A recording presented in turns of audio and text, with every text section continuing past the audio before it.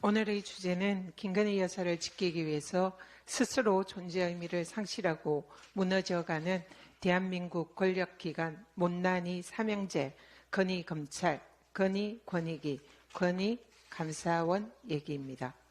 먼저 검찰입니다. 살아있는 권력에 대한 수사를 외치던 과거의 검찰은 대통령의 가족 같은 지인은 경제적 공동체다. 그래서 3자 뇌물죄가 성립된다라고 구속까지 시켰습니다. 그런데 이제 살아있는 권력이 된 검찰 출신 대통령과 같은 집에 사는 배우자에게는 아무리 고가의 선물을 줘도 검찰은 뇌물죄는 검토조차 안 합니다. 이제는 아마 국토부 장관 부인에게 우리 집 앞에 고속도로 하나 놔달라고 부탁해도 그냥 감사한 마음이었다라고 한다면 설령 고가의 자동차를 선물했다 하더라도 검찰은 절대로 처벌하지 못하게 되었습니다. 불법을 저지른 검사들은 국회가 검사를 탄핵한다고 하니까 열심히 일하는 우리 검사들 건드리지 말라라면서 검찰 이프로스 게시판에 정의로운 척 분노하는 검사들의 글이 이어졌습니다.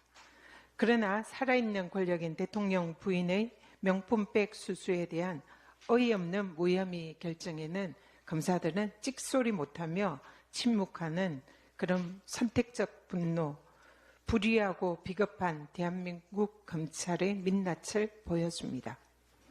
이번 검찰의 무혐의 결정은 검찰이 스스로 김건희, 윤석열 대통령 부부에 대해서는 특검법밖에 없다라고 외치는 격입니다.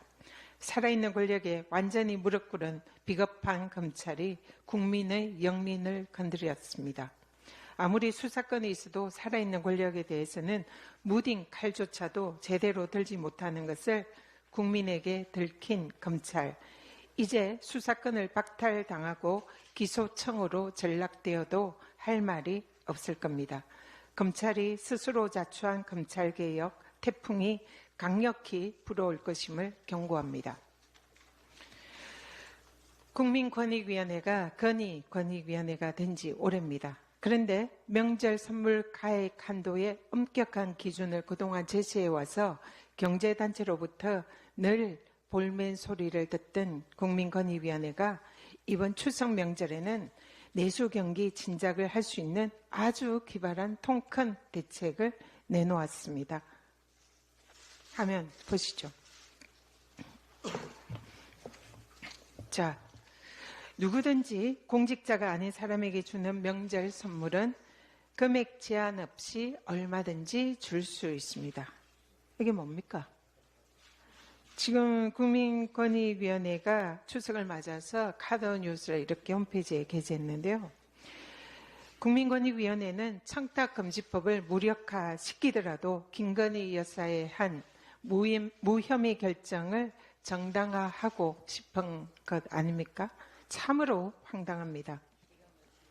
학교 선생님에게 우리 아이 잘 교육시켜줘서 고맙다고 학부모가 음료수 한 병 선물해도 청탁금지법 위반이라고 또 스승의 날 학교에서 카네이션마저 사라지게 만든 국민권익위였습니다.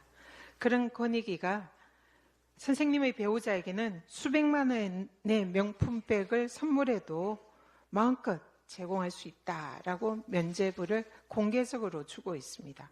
금액 제한도 없다고 합니다.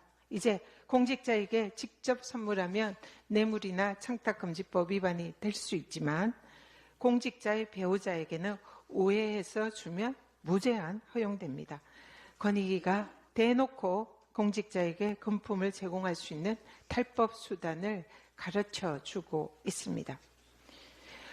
어제 김건희에게 억지 무혐의 결정을 하기 위해서 권익위의 청탁금지법 위반의 소신과 원칙을 주장하던 억울한 죽음을 당한 김상영 국장에 대해서 정무위 민주당 의원들이 공수처에 직권 남용 등의 혐의로 고발 조치했습니다. 김 국장은 살아생전에 권익위 수뇌부에 의한 디올백 종결이 자신의 양심에 반하는 일을 하는 것이어서 괴롭다라는 심정을 주변에 많이 토로했다고 합니다. 건익위 수뇌부에 대통령 부부의 비위를 듣고 억지식 면죄부를 준 불법적 조치가 한 정의롭고 강직한 공직자를 죽음으로 내몬 것이 아닙니까? 누가 권익위의 김상년 국장을 죽인 겁니까? 아무리 윤석열 국힘 정권이 입틀막을 하려고 해도 결국 김 국장의 억울한 죽음의 진실은 밝혀질 것입니다. 건희 감사원입니다. 김건희 여사가 망가뜨리고 있는 또 하나의 권력기관 감사원입니다. 참여연대가 2022년 10월 용산 대통령실 관저 이전 국민감사 청구에 대해서 감사원이 감사 기간을 무려 7차례나 연장했습니다. 매우 이례적인 조치입니다. 윤석열 대통령 취임 직후에 이루어진 대통령실 관저 증축 공사가 김건희 여사가 대표로 있던 코바나 컨텐츠의 후원사인 21g이라는 회사가 수주하면서 특혜 의혹이 일어났습니다. 자연스럽게 관저공사에 김건희 여사가 개입한 것 아니냐라는 의혹이 제기가 되었습니다.